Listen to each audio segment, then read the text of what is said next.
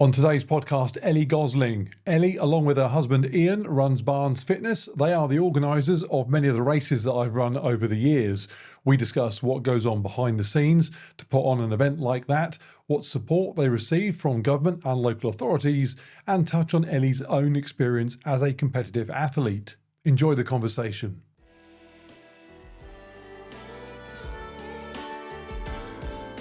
Ellie, welcome to the podcast. Thank you. Let's explain who you are in a bit more detail through the medium of your podium, because your podium might be one of the most famous podiums out there because it's the one I've stood on in front of a duck pond. And I should elaborate, it's not really a duck pond, is it, that we put it in front of? It's No, I think we need to. It's Black Swan Lake. Black Swan. Yeah. Actually, it is Black Swan Lake. And for anybody that's local to Reading, so if you're listening to this in Ohio or somewhere, this isn't going to mean much. But it's Dinton Pastures Country Park, Black Swan Lake. I don't think they have any black swans left at Black Swan Lake, do they? I don't. Good point. No, I don't think I've seen any. Yeah, I think they're extinct. Look, let's get this back on track. Ellie, you run races. That's a confusing sentence. I organise races. There we go. Running races. Many of which I have attended. And when I do them, or in anybody's races, I tend to think this must be pretty easy to organise. You know, you just tell everyone there's going to be a race and then everyone jogs around. You give them a medal and a Kit Kat and they go home. And well, indeed, yeah. So I thought it'd be fun to find out what that is, because nearly everyone's probably going to have done a 5K or a 10K or a half marathon or something. So, yeah, we're going to kind of dive in and see what goes on behind the scenes. But start off, just explain, how did you get into it? Because it's not the sort of thing that when you're at school you say, yes, when I grow up I want to run races. Well, you say that, but I was actually involved when I was at school in organising a bikeathon in the days of Blue Peter, and Gary Lineker came along to help me launch the first ever Blue Peter bikeathon, and I was involved with that. How I really got into it in latter life was through triathlon. So I started competing in triathlon after becoming an injured runner. So I used to run quite a lot, would do the local events, used to take part in the Shinfield 10K, did the London Marathon, and then got injured, had some pretty horrific stress fractures in my foot. And then a friend of mine said to me, Ellie, you need to try triathlon because you'll get less injured. I'm not sure that's quite the truth, but that wasn't very sensible. Yeah. No. Let me give you that piece of advice. No. So I did go into triathlon. There's less running, so there's less impact. That was the theory. So not pounding the streets 6-7 days a week or whatever I was doing. It's more cross training, so obviously doing swimming, cycling, and the running. So it's less stressful on the body. And I got into triathlon on quite a big scale, did local triathlons, did really well at them, then decided to try my hand at going for what's called the age group world championships. So where you can represent Great Britain for your age group at the world championships, which I managed to qualify for in my first year of trying back in 2012. That event was in New Zealand. I didn't choose a local one in London or somewhere easy to get to. No. I know this is a very long answer of how I got into race organising, but and then I thought I really want to go to this event, but I can't afford it. It's a lot of money to get there, to get my transport, my bike there, for pay for accommodation, everything, the whole kit caboodle. So somebody, I can't actually remember who, but somebody said to me, why don't you organise a 5K as a fundraising event? Because you've got loads of people that you know that run, you've got loads of friends that are triathletes, they'll all come and pay 20 quid, run a 5K, have a cake sale, do a raffle, and you'll cover your costs. So that's basically what I did. And that first ever fundraising event was at Dinton Pastures. It made money then, but because my gut feel to that, if someone suggested that to me, I would think, that doesn't sound like a good business plan. Like people should just give me money as a fundraising appeal. I think they wanted to do to show something that they would doing in return for giving me money, and something they loved. And that event did actually make £5,000. But that event was, I think most of that was probably from the cake sale, to be perfectly honest, because people love cake, because runners love cake. Indeed, yeah. And the expenses back then were a lot less than they are now, it has to be said. And the overheads, as well as we didn't chip time that event, for example. And chip timing an event costs on average £1,000 to £1,200 per event. So that's a big chunk. It's pretty of much your a revenue. requirement nowadays, isn't it? For an event, if I do a race and it's not chip timed, it would be a bit kind of school fate kind of thing. Yeah, exactly. There are a couple of kind of halfway houses with the whole timing. You can use an app-based timing, similar to what they do for parkrun, where you get live results, but it isn't a chip. You haven't got your time from when you cross that mat. So yeah, basically I organised that event, and I really enjoyed organising it.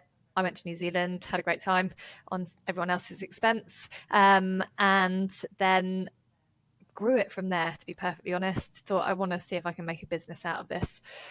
And at the time I was personal training, that was my business. So I set the business up called Barnes Fitness as a mobile personal trainer. And I was going around in what I called my postman pat van, and had a array of torturous equipment in there to make people fitter and stronger. And then the events business grew. Dinton Pastures became my second home, and I'd spend most weekends there organising events of some description. And that was kind of how it all started. And 12 years later, we're still going. We should set the scene for anybody, for our international listeners in particular, wondering what Dinton Pastures is. Let me sell it to you. Many years ago, in order to, I think I'm getting this right, in order to build the M4 motorway, which runs from London out, they dug huge holes in the ground to dig up the gravel needed to build it. And then they had holes left over and thought, well, we'll just fill those with water. We'll add a few black swans, hope the foxes don't get them. And white swans and White Swan Lake. There's about 5 or 6 lakes there. And it then slowly transformed from being basically a gravel pit filled with water to being what it is today, which is an attractive country park. It also benefited from the fact that every other green space within 100 miles disappeared. And so, relatively speaking, it looked more and more attractive over time. So that's Dinton Pastures. It's basically a bunch of lakes with,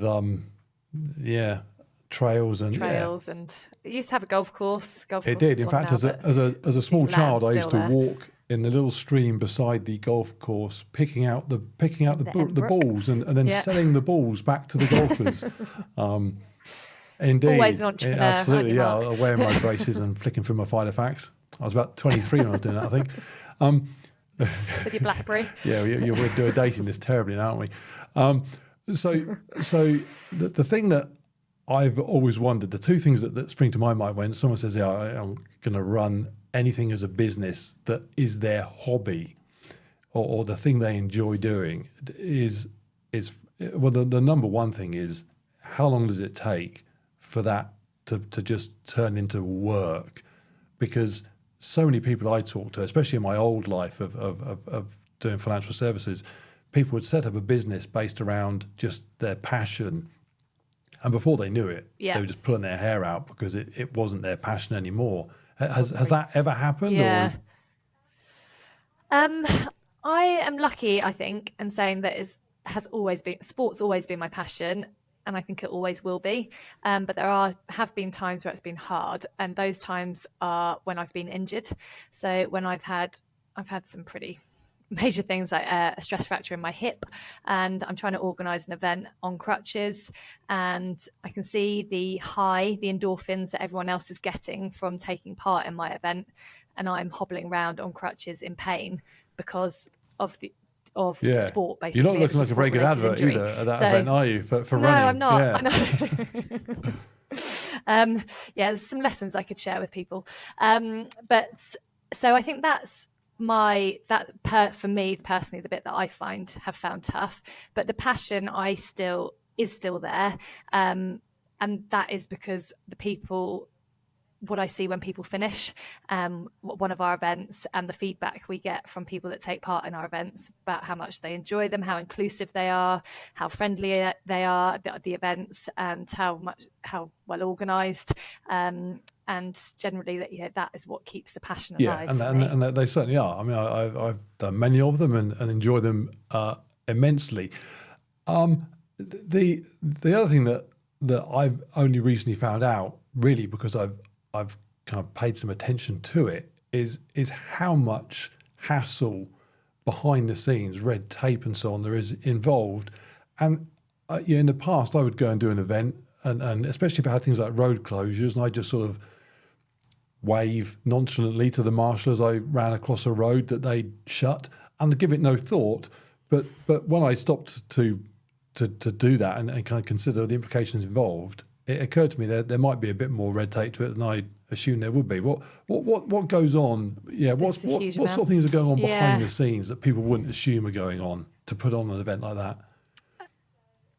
So as soon as you say the word road, that is when you enter a whole world of red tape, a whole world of what's called a safety advisory group, which is something the council is a collective of people from the council, the police, the fire, the ambulance, environmental health.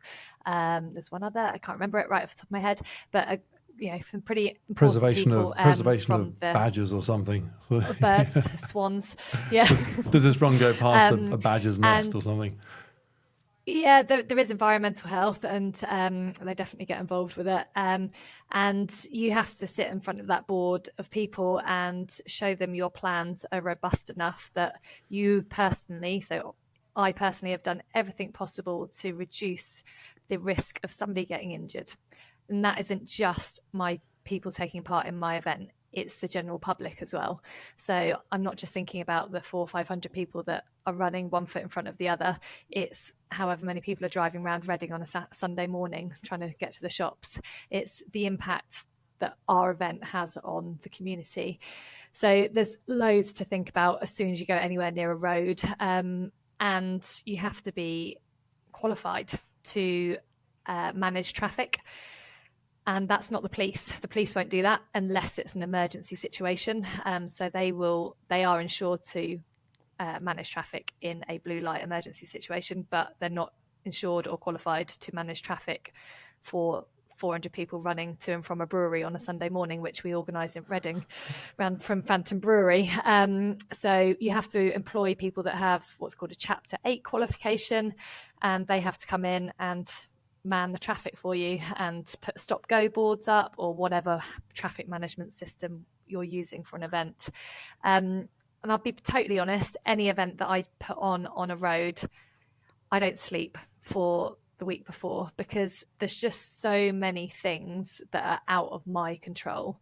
I can't control every driver on the road. I just can't do it. It's impossible. I can't control that bus there isn't going to stop in front of a runner who's just going to cross the road when they shouldn't be crossing the road. There's just so many different parameters, or somebody's going to reverse out of their driveway and not see my runner coming across. So road events are a headache unless you completely close the roads. So if you think of the larger scale events like Reading Half Marathon, Wokingham Half Marathon, London Marathon, any of those massive scale events. But as soon as you close a road, the cost implications are prohibitive for a small event organizer like me. We used to organise the Woodley 10K, a suburb in Reading, and we did close a short section of the road for the start of the race.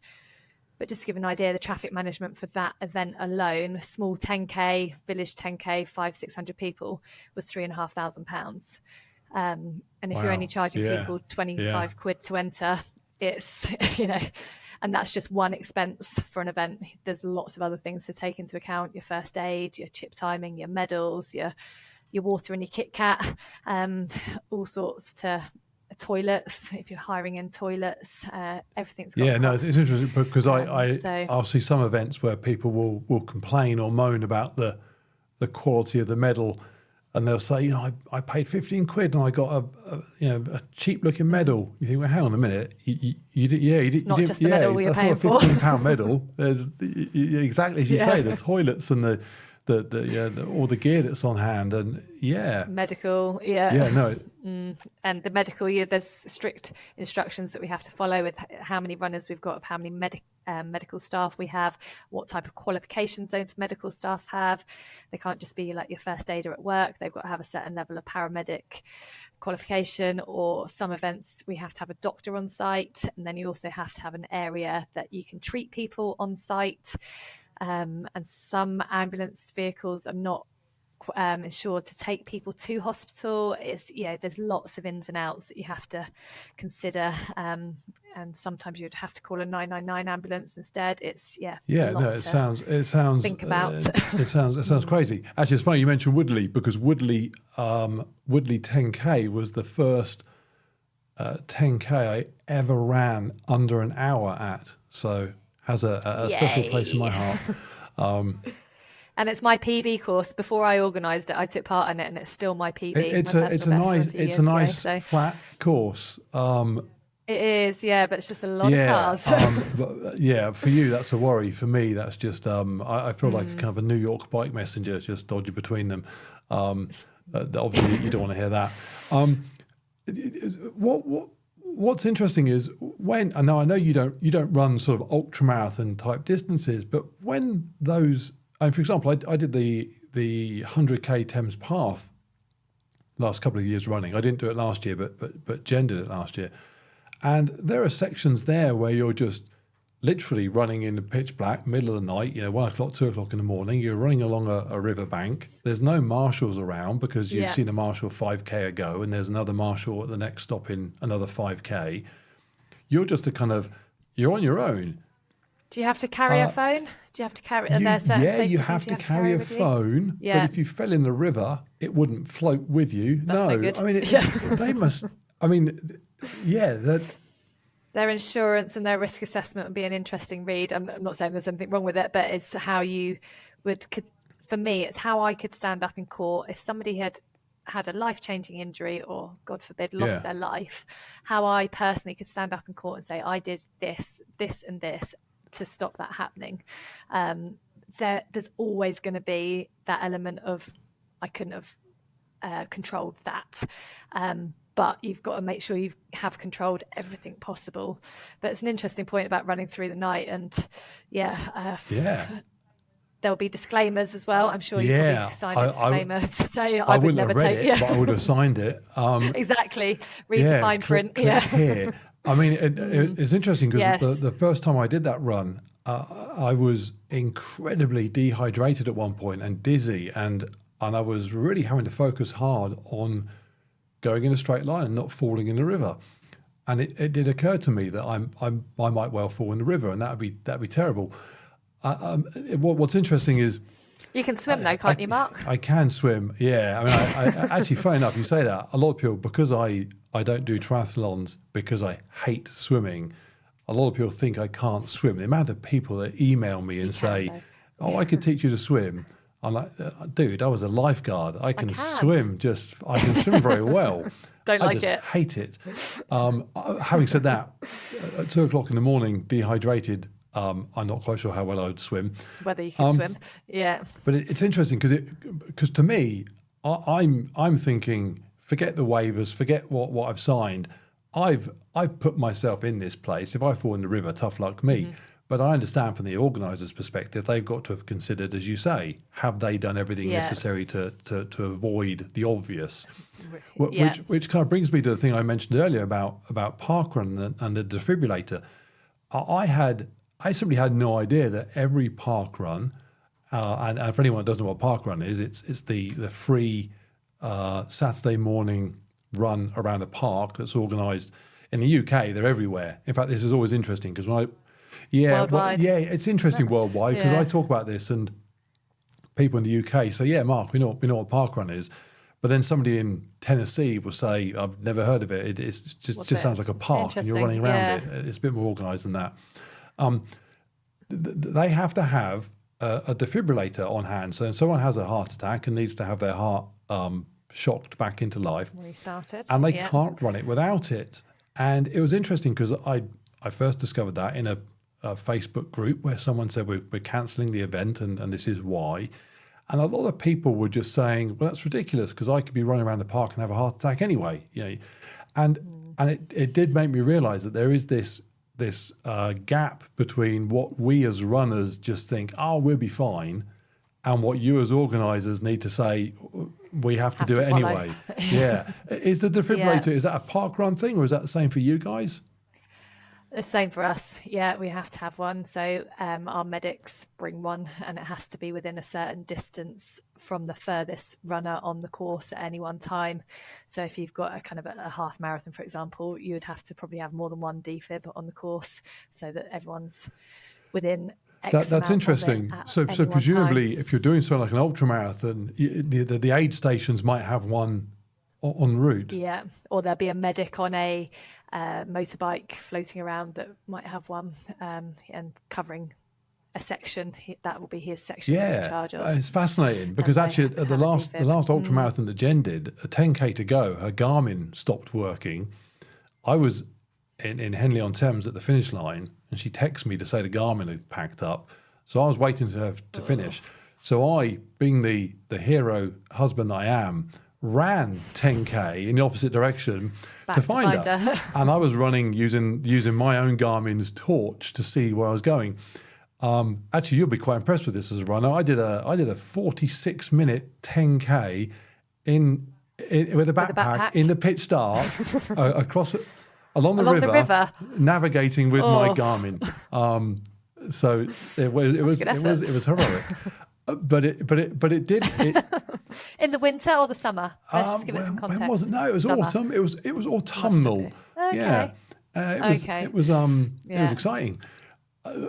My point was though that had she been in an emergency situation, I mean, to be fair, Garmin going down that some people would think that it's not on Strava, all that nonsense. So it was a minor emergency.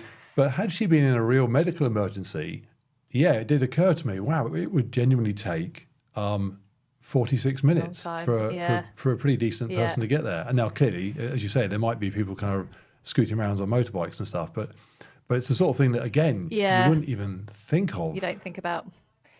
And I personally had experience of that actually when I was taking part in Ironman Wales last year, and I personally had a medical issue and was similar to you, very dehydrated and couldn't see straight, and about 60 miles into the bike decided that I needed help and pulled into an aid station and was helped off my bike and definitely needed help, and they called for an ambulance, and that ambulance took 45 minutes to get to me because the roads were closed and the ambulance would have to go against the flow of the cyclists, and the ambulance wasn't prepared to do that because it wasn't a life-threatening issue. I mean, I was alive and breathing, I wasn't unconscious, so they had to basically drive part of the course to get to me, and it took them 45 minutes to get to me. I wasn't in a great shape when they got there, but I wasn't dying, that's for sure.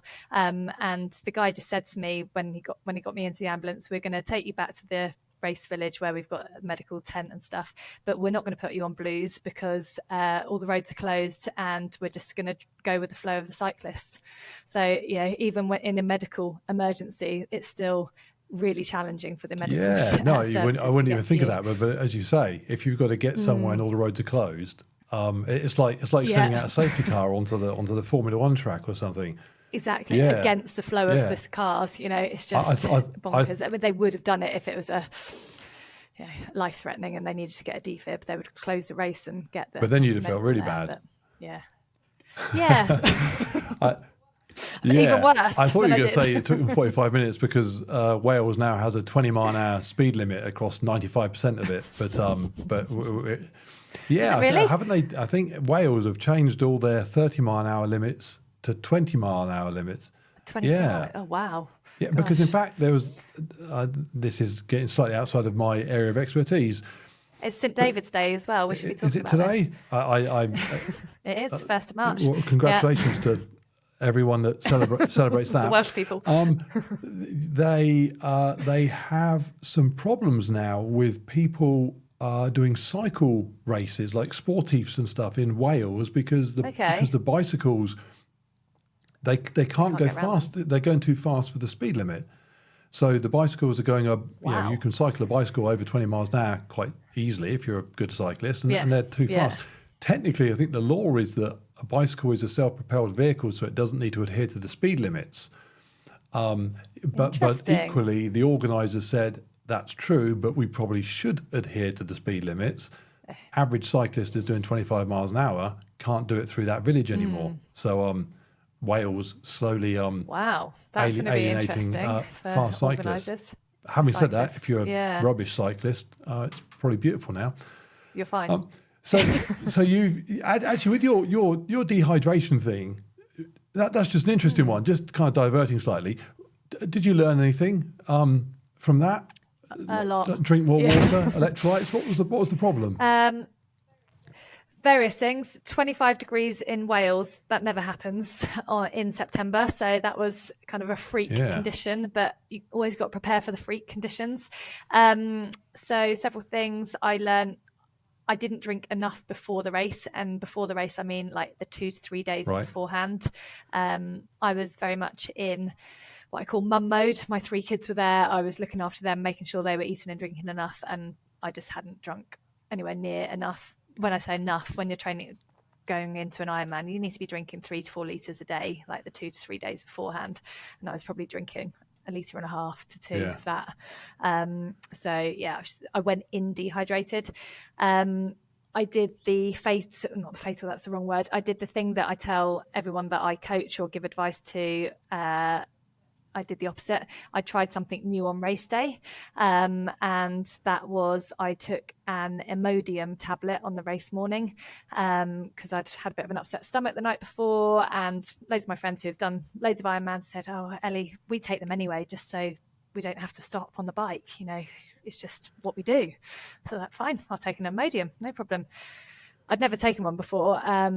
I don't think I responded particularly well to it. And actually, basically, an Imodium does just dehydrate you and stops you. Well, because an Imodium, I can't remember where I read this now. So I am, and people that listen to my channel will find this no surprise. Going to be talking about something I don't really know much about.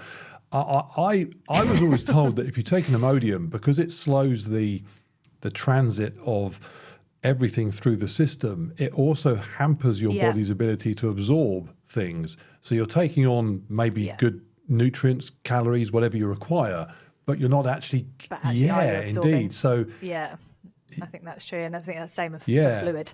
You're not actually getting it in. There goes our Imodium that was not greatest. And then I think the final kind of straw that broke the camel's back was literally the straw on my bike bottle had a massive kink in it. So I was taking regular what I thought was drinks. I can't see into my bottle. It's not a clear bottle. It's a dark bottle. I can't see the fluid that's in it. So I was just taking regular sips thinking I was getting quite a lot. But actually, when I finished after 4 hours, nearly 4 hours on the bike, 4 hours of competing in total, I'd only drunk half a litre in 25 degree heat. Yeah. So no wonder I wasn't feeling too great. No. And your body was ruined. Cycling is an interesting one because I've done a couple of long distance bike rides, and because you're cycling along and any sweat that you are sweating is getting immediately evaporated off in the wind, you don't kind of feel hot and sweaty. Absolutely. Like when you're running, I often think I'm dripping wet. It kind of reminds me I need to be taking on fluids. But on the bike, I did a ride last year, I think it was last year, where I rode from one side of the UK to another. And so it took me hours. Chase the sun. And I forget how long it took me, but it was, set off at 4:30 in the morning and I arrived at sunset. And my weight dropped hugely. My body weight dropped, which would all have been fluid loss. It's when you take your helmet off and it's just wet up there, and you go, "Oh yeah, that's where it's all being exactly." But because it's not kind of dripping into my eyes and stuff like it is on a run, and again, I was having to. In fact, I even programmed my Garmin bike computer to beep at me every half hour and say, "Drink." I had that. Yeah. And I thought I was getting enough, but clearly was No, not. and So, yeah, lots of lessons you need to pay learned. attention to it as well, because I once programmed my Garmin to beep at me to give me that take on calories warning on an ultra marathon, and it was beeping at me so often that I just got bored. So I started ignoring it, and I then ran past a turning. It would have been beeping at me saying you're going the wrong way, but I was in the kind of mentally, I was Thinking ignoring it. Yeah. And 2.5K later, I realised that I'd run 2.5K the wrong way. And so my 100K ultra became 105K. So don't make that mistake, folks.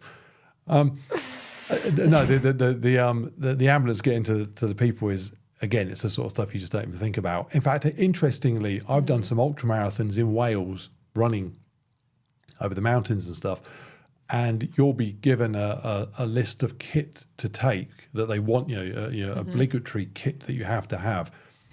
And there will be people, online in the forums beforehand, in the Facebook groups and stuff, saying, I'll just show them it at the aid table, and then you can go and dump it in your car afterwards. You don't need to actually run with it. And there are times where I've been in beautiful sunshine down in the valleys, and then you run up into the mountains, and suddenly you're just surrounded by mist and fog, and you think, do you know what? If I did sprain an ankle up here, or worse, I'm a 50-year-old man. Anything could happen to me. I'm just going to. Well, hopefully they leave me alone because I'm vegan. So we'd have some sort of kind of mutual connection. Discussion. Guys, I don't eat you, so don't nibble on me. But it does cross my mind that if I'm up there in the cold and I'm waiting for someone to get to me, having my space blanket to wrap myself up in wouldn't be a bad thing. And if I left it in the car, thinking clever me, I've saved 200 grams from a backpack. No, Not indeed, so I deserve to get eaten by the sheep. And there's another safety point I was thinking about, actually talking about the ambulance. And one thing I'm really kind of strict on at our races for safety is earphones. So people running with earphones. And there's one reason I'm quite strict about it. And these are the ones that actually put in your ear, not the ones that are the bone conducting. I'm quite chilled with those. I love that you're going to talk about this, because I have strong opinions on earphones. Go on, you go with yours first. I'm going to let you know because well, spoiler alert, I hate earphones in races. Carry on. Well, I think we're on the same wavelength. And the only reason, or one of the most fundamental reasons I'm so anti them, is one event of ours, we did need to get an ambulance out onto the course. This was at Dinton, to get an ambulance out onto the course for somebody who was in need of urgent medical attention. It wasn't a sprained ankle, they needed urgent medical attention. And the ambulance car was right behind a runner who had in-ear headphones, obviously on very, very loud, and did not hear the ambulance. And they had to get one of the paramedics out to then actually get this runner to move out the way so the ambulance could get through. They should have. And that is just number one They should have rule driven why over we that don't runner. Well, they did think about it, but they thought end up with another casualty that we've got to deal with. It's good. It's good that people hear that, because I hear from especially from new runners or people that are in this sort of the slower end of the scale all the time, that they can't imagine doing a race because some races say no earphones, and they how could they possibly do it? And then what happens is they go along. And they think no one's going to see them a little, or they set off and they put them in afterwards. Yeah, afterwards. And it infuriates me. I'm going to tell anybody out there that's thinking I can't run without music. I guarantee you can, because you're a human being, and that's what you're supposed to be able to do. I fell into that trap. I understand it completely. That where you become just reliant upon Zoned out. And I would have to almost train myself. I would go out and You do, exactly. So you go and do a 5K and you think, I won't turn my earphones on for the first kilometre. Don't take them with you. And before you know it, you've done the 5K, you forgot about it. Actually, what's quite useful is you might actually discover that it becomes a useful time for you to have some sort of just mental headspace. Yeah, just some quiet time. I often come up with lots of my ideas for videos or kind of funny one-liners while I'm running, because I'm having conversations with myself in my head. And don't you wish you'd have pen and pencil? I have that so many times when I'm swimming or cycling, and that's a good idea. I must remember that. I have a little. I do voice notes all the time. I think up funny things to say in videos, and I mean, it annoys Jen immensely because sometimes I'll have it occur to me in the middle of the night, and I'm now talking into the phone, say this funny joke. So no, if you think you can't run without music, you absolutely can. And I'm a huge fan of music. I mean, there's no question. If I'm in the garage and I'm on Zwift or something, and I'm trying to crush a cycle ride, it's motivational. Absolutely, I understand it completely. And at our events, we have music at the start, finish. And what I am introducing this year, actually, especially at Dinton, where we've got a place where you go over it, the bridge twice. And if you're doing it the 10K, you do it 4 times. I'm going to put a big speaker on that bridge, and you're going to hear that for quite a good chunk of your event. So whether you like my taste of music, though, that's a different question. Well, actually, that's interesting, actually, because the other thing that, I mean, having said that the ambulance driver should have driven over the person with earphones, the other type of person that needs to just be hunted down by somebody in a car and driven over is the person that runs with a Bluetooth speaker. I mean, goodness me, do you ever? Are you ever? Haven't had that one yet. I tell you what. No, but I can tell you where it'll be going if they do. In Black Swan Lake. Yeah, Black Swan Lake. Yeah. I've done a few trail runs, and I'll be running along, just enjoying the kind of the primal freedom of running through a wood. Yeah, and then suddenly I hear just this kind of techno bass coming up behind me. Yeah, there is nothing more offensive no place for that in my world. So if you're someone that runs with a Bluetooth speaker, I mean, you might not live near. Please don't come to Barnes Fitness. No, events. indeed. Find your nearest lake and throw yourself in it with the speaker, please. No, it's interesting you mentioned that. The earphones thing is a funny one. Also, talking of slower runners, the other thing I hear, second to I can't run without music, is I'm not fast enough. And I fall into 2 camps. I'm in a couple of Facebook groups for very slow runners. And what is a very slow runner? Do you know what? It's interesting. I'm not going to mention the name of the Facebook group because they get quite excitable. But it's a group for people that are just very slow. Now, and many of them would join and then ask the question, what is very slow? And what will sometimes happen is somebody will say, I did my first 10K, hour and a half. And people will say, that's outrageous. You're far too fast for this group. You're shaming the people that take 4 days to do a 10K. And so I think there is a point where, if you're going to sign up for a 10K and you literally think you're going to have to walk the whole thing, then there are some people that say, no, go for it. You deserve that opportunity as much as anyone. And I think, no, you don't. There comes a point where if you aren't able to at least jog most of it, simply wait until you're ready. In the sense that I'm learning guitar at the moment. Yeah. I don't feel that I should be able to turn up and go to like an open mic and just and annoy people. Wait until you're a bit better and then go. That doesn't mean I shouldn't be learning guitar. It just means there's a time and a place to demonstrate that. Mm-hmm. Having said that, there are also people that say, if I did a 5K, it would take me 35 minutes, or a 10K might take me an hour and 10. And I think, well, absolutely go and do it. What are you talking about? You can. Yeah. So many people think that you need to be racing and flying around these things, and you just don't. But that is their racing, so why shouldn't they be welcome? That's it's their effort, not anyone else's. It's what's good for you. My only caveat on that is we do have a cutoff of. Generally, it's about an hour and a half, but I'm not kind of like, if you're going to do it an hour and 31, this is for 10K. If you're an hour and 31, I'm not going to let you finish. But the reason I give that kind of cut-off time is for safety, because our events are at night. It's starting to get dark by that hour and a half window, and we're in a country park that's got a lake. It's very similar to the Thames Path. So I just need to make sure that I've got everyone in before it does get dark, because people aren't prepared to run in the dark with torches and things. And it's also for my volunteers, because they want to know roughly how long they're going to be volunteering their time for. And they are people that are giving up their time for free, to make sure that the event goes ahead safely and people are having fun. So I want to be able to say to them that you'll be done by 9 p.m. So that's my reason for giving a cut-off. But as I said, I am pretty flexible. I think we have had somebody actually in the past who's done an hour and 45, and we've made it work with the marshals that we've got there. And my husband will go back and be the tail runner to make sure that they get to the finish safely.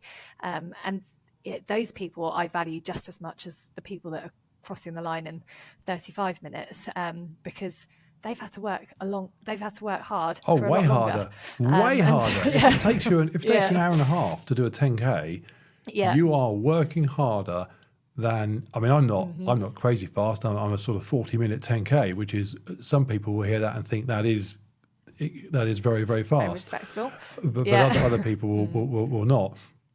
But I can do a 40-minute 10K, and 5 minutes after I've finished, I feel all right, and I'm now jumping in the car and going home. The guy that's doing an hour and a half is still out there, still grinding away. And not only that, when he does finish, it's going to take him 3 days to recover. So absolutely, the people that are towards the back are doing, in a way, a different, tougher event than anybody else. Yeah. I see this with events. I mean, the good example is the Thames Path. Some people will sort of walk that event from the outset, and they'll end up coming in, the day after I've finished. So I'm at home kind of moaning about how my knees ache. There's someone still out there running. I'm moaning about. And their story is probably, in no disrespect, probably so much better than our stories as to why they're doing it, how they've got there, and the journey that they've been through to get to that finish line. It's going to be so much more. Absolutely, yeah, no, indeed. So I mean, it's interesting. I chatted to a guy on the podcast last week who was an American guy, 450 pounds in weight, got himself down to 220 pounds. So he lost more than my weight in weight. Running. By just jogging, jogging, and he's now running. I was talking to him just before he went off to Moab and ran a 50k in Moab. So no, people do have those incredible journeys, which kind of ties in with another reason why people should go and do a run, even if they don't think they are fast or even kind of moderately fast. Sometimes being on a fitness journey, whether it's a weight loss one or not, just being on a journey of improving yourself, can be a little bit lonely. You go to an office and everyone else is stuffing themselves with cake and they couldn't care less about, being fit and healthy. And maybe your family are just saying things like, oh, you've lost weight, are you unwell? And they're giving that kind of useless information. Sometimes it's nice to go to an event like yours and look around and think, actually, there are other human beings interested in trying to be a bit better tomorrow than they are today. Health. It's, generally those people that are there are going to be the healthier slice of the population because they're meeting the government requirements of moving 5 times a week for at least 30 minutes a time, which mentally and physically they're going to be just sometimes I can't be bothered to go to a park run. I go anyway, and I'm always just kind of inspired is probably the right word for it. Just by seeing just a bunch of people that, if you went out on a Saturday to your town centre and you walked around your town centre, you would be forgiven for thinking, goodness me, where is anybody that cares about something other than where their next Big Mac's coming from? And I think that's a really important message as well. As a parent myself of 3 young kids, and I'm trying to instill a good role model to them, and they now love coming to our events and they help at our events, hand out medals and stuff. And I think, that's a really good thing for them to see and environment for them to be into. And I also run my own junior triathlon club, kids triathlon club, and I couldn't care if the kids are winning or going on to become elite athletes. I just want them to be moving and having fun and feeling better and having that in their toolbox, that when they get to their exams and they get stressed, they know that if they go out for a run or they go for a swim or a cycle with their mates, they're going to feel so much better and then come back and hopefully smash their exams, or do whatever they need to do to enjoy life. But I just think exercise is medicine in so many ways. And yet, I mean, for example, you pay, here's a simple one, you pay, like anybody that wants to run an event at Dinton Pastures, you pay the local authority to hire pay a premium for that venue. Right. I mean, if anybody that works at Wokingham Council high enough up to answer this question, and come and tell me why is that not? Especially when they're getting a secondary spend with people paying their car parking, so people have to pay their car parking on top, and they're going into the cafe to buy their coffee and the cake afterwards. Yes, so you're bringing hundreds of people into a local authority run venue. They're spending their money there in other ways. They're leaving fitter and healthier than they arrived, and then they're charging you to have done that. It's just wrong. I mean, somebody said to me the other day, Parkrun get a huge amount of government funding because they don't have to pay to use the parks. No, basically the deal is the government say you can use the parks for free, and they think they've funded it in some way. I mean, it's just every parkrun has to buy. Yeah.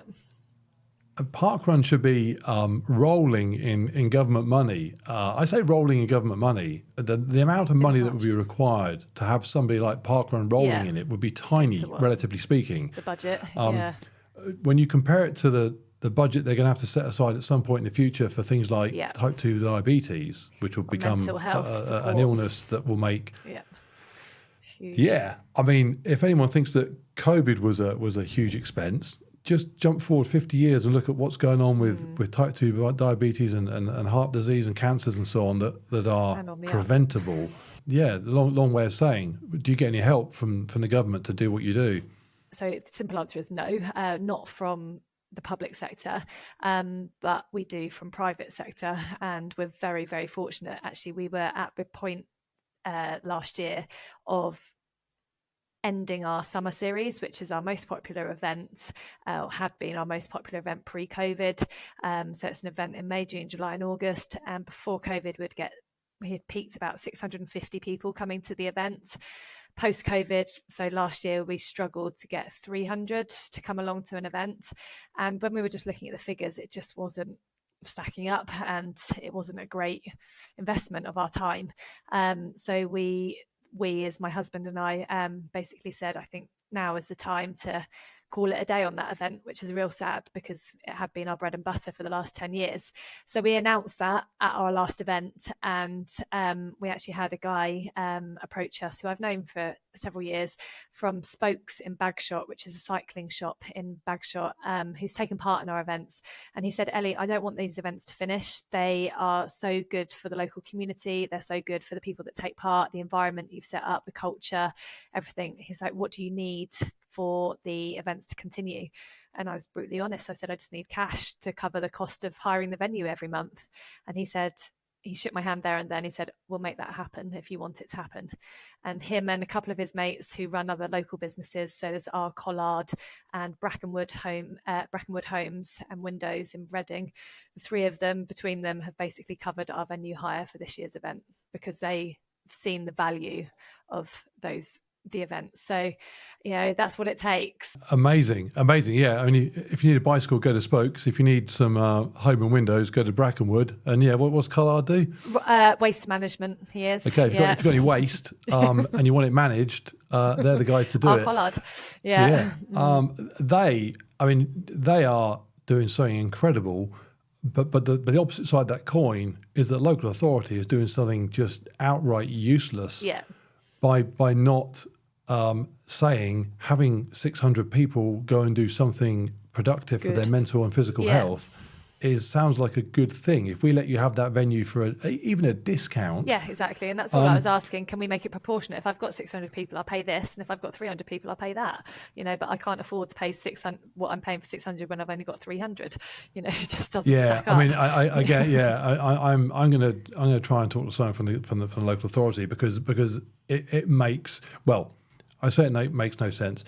The only reason it would make sense for government to not be interested in that is if they couldn't care less about anything other than the next 4 years. If that were the case, then it makes perfect sense. Because you aren't going to see immediate results jumping up on paper from you doing more events. But what you will see is in 5 years' time, you'll see less people in hospital. I mean, it's just as straightforward as that. That link is undeniable. Yeah. And this year, for the first year, we're introducing at the summer series a kids series because I'm so passionate about getting the kids involved and getting them to enjoy exercise and keep that going because they're the next generation. You've got to keep them fit.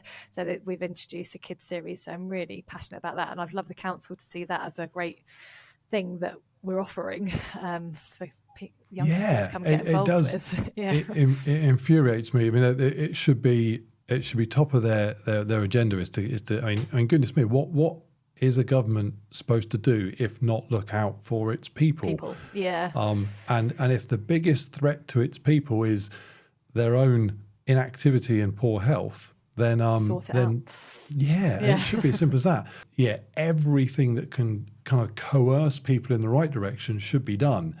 And if that's making your events half the cost they are because you're being subsidised, that's that should be happening. Yeah, it infuriates me that it doesn't.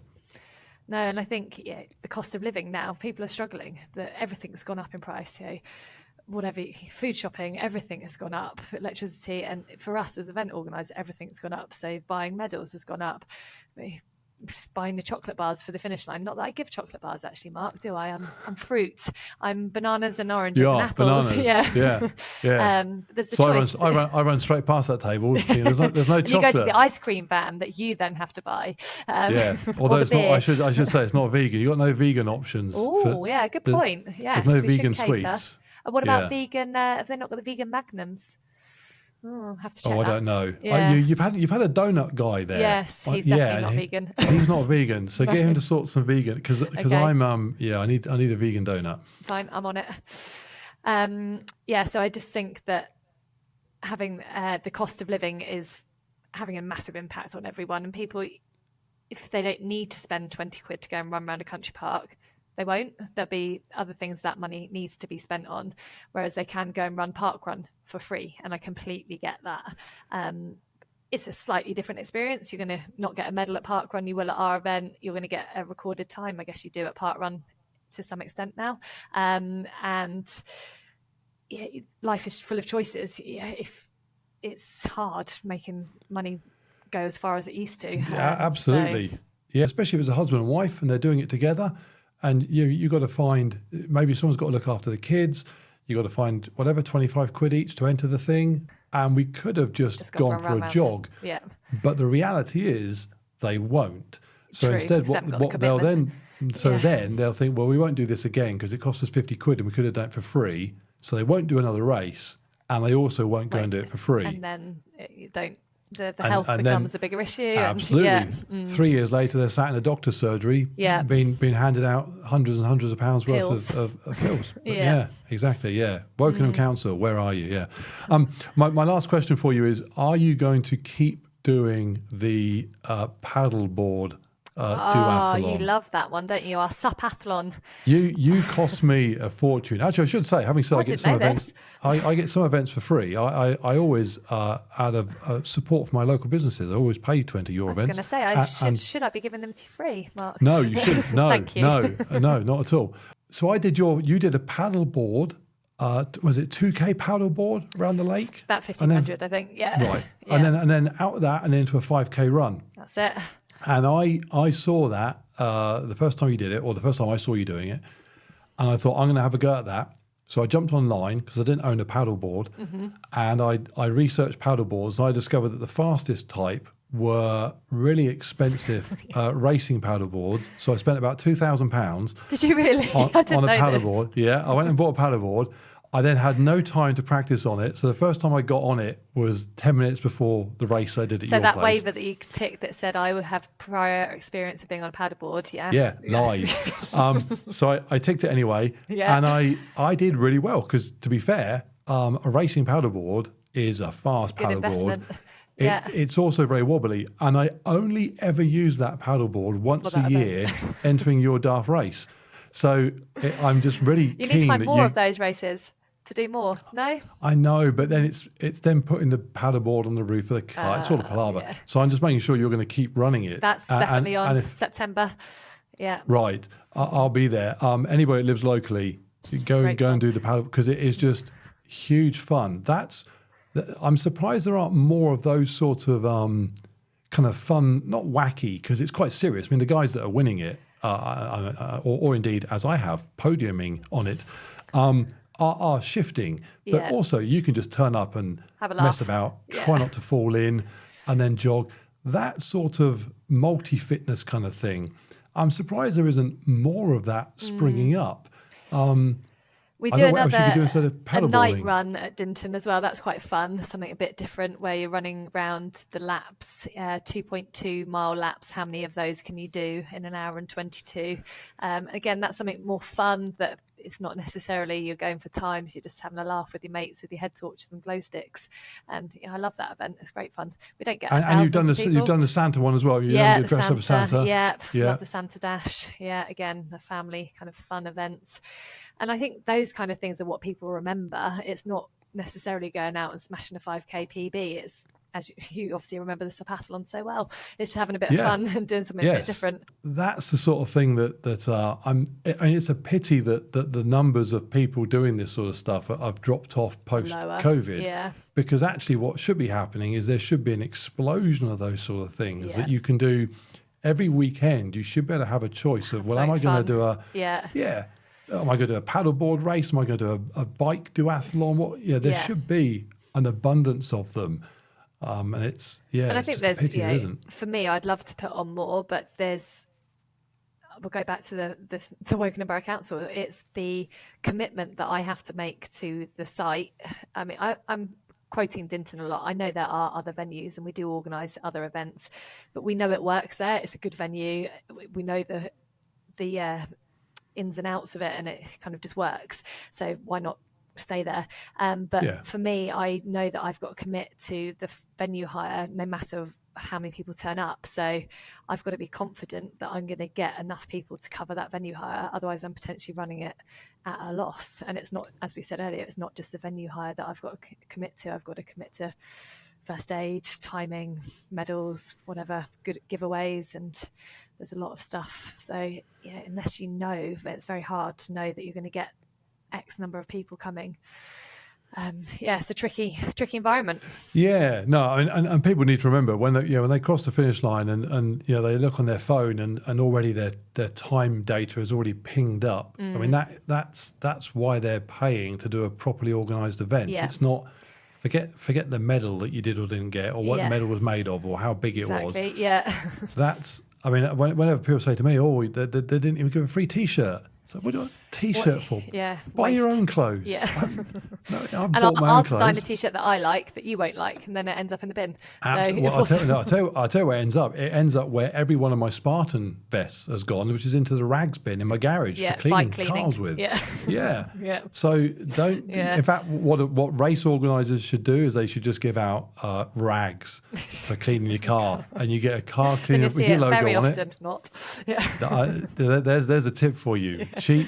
A rag, get your kids to draw your logo on it. Yeah, job done. And you get a rag, yeah. Love it. Goodness me.